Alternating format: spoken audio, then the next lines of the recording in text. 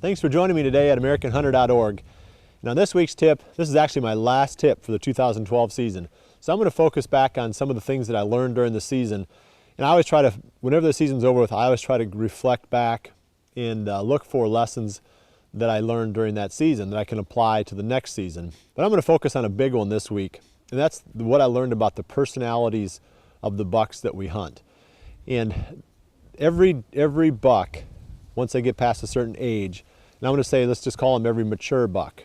That way, the area where you hunt, it may be, the deer may not get as old as some of the deer that I hunt in this area, but every mature buck develops his own personality as he gets older. You can stereotype the really young bucks because they all pretty much do the same thing, but as they get older, you can't stereotype them anymore. Every one of them is an individual, and they have different personalities. And if I reflect back on the 2012 season, I shot a really nice buck in early November, and he was a 7-year-old buck, a deer that I'd hunted for quite a while here on the farm. And he was he had an extremely small range. He was a real homebody, and he was really visible within that range. He moved a lot during daylight. So you take a buck with a really small range that moves a lot during daylight, and obviously that's going to add up to a pretty easy buck to hunt. And as it turned out, I was fortunate enough that he also had a really nice set of antlers. So it was the best of every possible world on this buck. So we got this personality, a buck that doesn't roam, lives within probably about 20 to 30 acres total for almost his entire, last couple years of his life, and a deer that moved a lot during the daylight. Now we're going to contrast that with a buck that I shot toward the end of the season. And this was a deer, same age, a 7-year-old buck. They both started on the same ridge.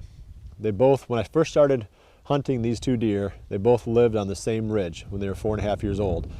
But this buck, he moved every year. His range moved just a little bit, about a quarter of a mile toward the west.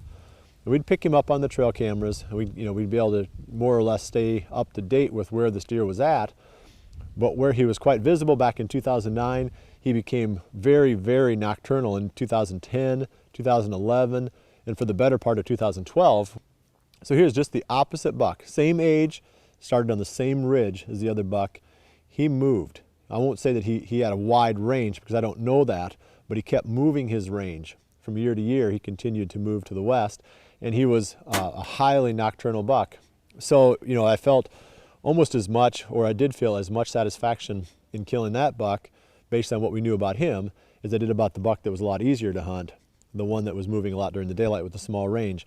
But the key to it is, like I said, you can only, you have to hunt these deer as individuals. So you have to get to know them as individuals, which means that you've got to spend as much time as you can with trail cameras. So that's my biggest tip from this last season. Just reinforce something that we've been learning over the years, and that's the fact that past a certain age, every buck becomes an individual. Every one has a different personality, and you have to start from scratch. You got to learn the behavior of that buck and hunt him as an individual. It makes for a lot of fun, and it's also a good challenge. So anyway, that's it for my whole season here on the tips here at AmericanHunter.org. Hope you enjoyed them, and Lord willing, I'll see you right back here again next fall at AmericanHunter.org.